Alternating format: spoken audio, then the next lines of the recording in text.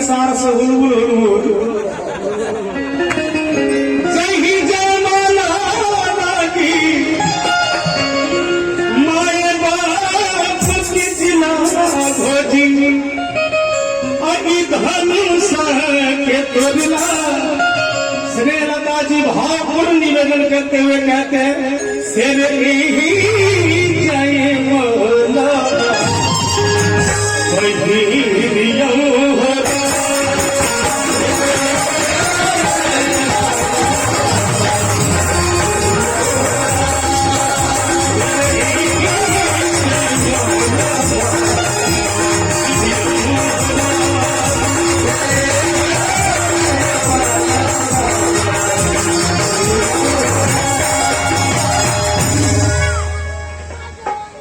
अच्छा अरिए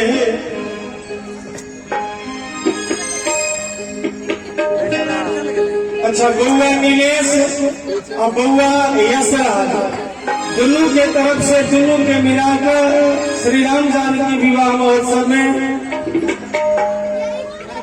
501 रुपया समर्पित कर दिया। बहुत बहुत धन्यवाद। श्रीलता जी बतवे कि धरती के बेटी